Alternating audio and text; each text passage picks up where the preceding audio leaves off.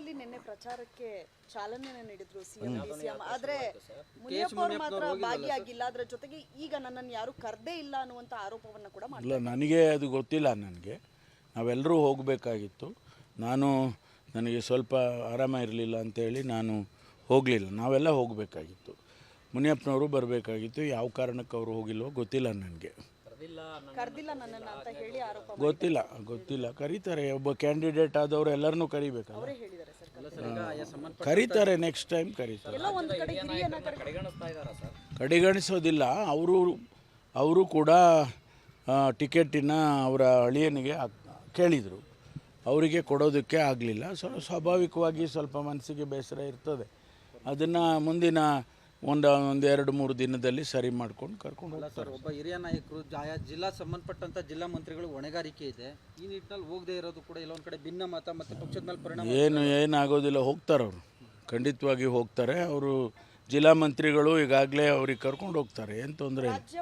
ಇವೆಲ್ಲ ಸಣ್ಣ ಪುಟ್ಟ ಡಿಫ್ರೆನ್ಸಸ್ ಇದ್ದೇ ಇರುತ್ತೆ ಪ್ರತಿ ಚುನಾವಣೆಯಲ್ಲಿ. ಅದನ್ನು ಸರಿಪಡಿಸ್ಕೊಂಡು ಮುಂದಕ್ಕೆ ಹೋಗ್ತೀವಿ. ರಾಜ್ಯಭಾರ ಮಾಡ್ತಾ ಇದ್ದಾರೆ. ಅವ್ರು ಗೆಲ್ಲಿಸ್ಕೊಂಡು ಬರಲಿ. ಕಾಂಗ್ರೆಸ್ ಅನ್ನ ಇಂದಿನ ಎಲೆಕ್ಷನ್ ಅಲ್ಲಿ ಸೋಲಿಸಿದವರನ್ನೇ ಮುಂದೆ ಬಿಟ್ಟು ಈಗ ಚುನಾವಣೆ ಮಾಡ್ತಾ ಇದ್ದಾರೆ, ನಮ್ಮನ್ನ ಕಡೆಗಾಣಿಸ್ತಾ ಇದ್ದಾರೆ ಅಂತ ಹೇಳಿ ಮುನಿಯಪ್ಪ ಅವರು ನೋಡಿ, ಇವತ್ತಿನ ಪ್ರೆಸೆಂಟ್ ಡೇ ಪೊಲಿಟಿಕಲ್ ಸಿನಾರಿಯೋದಲ್ಲಿ ಅದೆಲ್ಲ ಅಪ್ರಸ್ತುತ. ನಮ್ಮ ಪಕ್ಷದವರು ಆ ಪಕ್ಷಕ್ಕೆ ಹೋಗಿ ನಮ್ಮ ವಿರುದ್ಧವಾಗಿ ಕೆಲಸ ಮಾಡ್ತಾರೆ. ಅವ್ರ ಪಕ್ಷದವರು ನಮ್ಮ ಪಕ್ಷಕ್ಕೆ ಬಂದು ಈಗ ನಮ್ಮ ವಿರುದ್ಧ ಮಾಡಿದವರೇ ನಮ್ಮ ಪಕ್ಷಕ್ಕೆ ಈಗ ಸೇರಿಕೊಂಡು ಕ್ಯಾನ್ವಸ್ ಮಾಡ್ತಾರೆ. ಇದೆಲ್ಲ ಈ ಚುನಾವಣೆ ಸಂದರ್ಭದಲ್ಲಿ ಒಂದು ರೀತಿಯಲ್ಲಿ ಹೇಗೆ ಅದನ್ನು ವಿಶ್ಲೇಷಣೆ ಮಾಡಬೇಕು ಗೊತ್ತಿಲ್ಲ. ಆದರೆ ಇದು ನಡೀತಾನೆ ಇದೆ.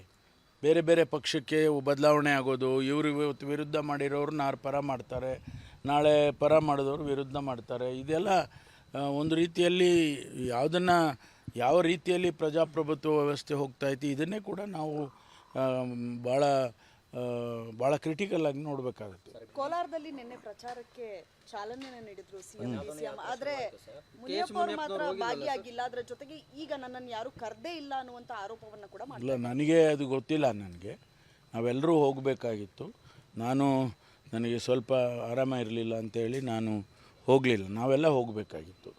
ಮುನಿಯಪ್ಪನವರು ಬರಬೇಕಾಗಿತ್ತು. ಯಾವ ಕಾರಣಕ್ಕೆ ಅವರು ಹೋಗಿಲ್ವೋ ಗೊತ್ತಿಲ್ಲ. ನನಗೆ ಕರ್ದಿಲ್ಲ ನನ್ನನ್ನ ಅಂತ ಹೇಳಿ ಆರೋಪ ಗೊತ್ತಿಲ್ಲ. ಕರೀತಾರೆ. ಒಬ್ಬ ಕ್ಯಾಂಡಿಡೇಟ್ ಆದವರು ಎಲ್ಲರನ್ನೂ ಕರೀಬೇಕಲ್ಲ. ಅವರೇ ಹೇಳಿದ್ದಾರೆ ಸರ್. ಕರೀತಾರೆ. ನೆಕ್ಸ್ಟ್ ಟೈಮ್ ಕರೀತಾರೆ. ಎಲ್ಲ ಒಂದು ಕಡೆ ಹಿರಿಯನ್ನ ಕಡೆಗಣಿಸೋದಿಲ್ಲ. ಅವರು ಕೂಡ ಟಿಕೆಟಿನ ಅವರ ಅಳಿಯನಿಗೆ ಕೇಳಿದರು. ಅವರಿಗೆ ಕೊಡೋದಕ್ಕೆ ಆಗಲಿಲ್ಲ. ಸ್ವಾಭಾವಿಕವಾಗಿ ಸ್ವಲ್ಪ ಮನಸ್ಸಿಗೆ ಬೇಸರ ಇರ್ತದೆ. ಅದನ್ನು ಮುಂದಿನ ಒಂದು 2-3 ದಿನದಲ್ಲಿ ಸರಿ ಮಾಡ್ಕೊಂಡು ಕರ್ಕೊಂಡು ಹೋಗ್ತಾರೆ. ಅನುಕ್ಷಣದ ಸುದ್ದಿಗಳಿಗಾಗಿ ವಿಸ್ತಾರ ನ್ಯೂಸ್ ಯೂಟ್ಯೂಬ್ ಚಾನೆಲ್ ಸಬ್ಸ್ಕ್ರೈಬ್ ಮಾಡಿ.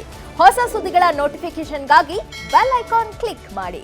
ಲೇಟೆಸ್ಟ್ ಅಪ್ಡೇಟ್ಸ್ಗಾಗಿ www.vistaranews.com ವೆಬ್ಸೈಟ್ಗೆ ವಿಸಿಟ್ ಮಾಡಿ. ಅಂಗೈಯಲ್ಲೇ ಜಗತ್ತಿನ ಸುದ್ದಿ ತಿಳಿಯಲು ವಿಸ್ತಾರ ನ್ಯೂಸ್ ಕನ್ನಡ ಆಪ್ ಡೌನ್ಲೋಡ್ ಮಾಡಿ.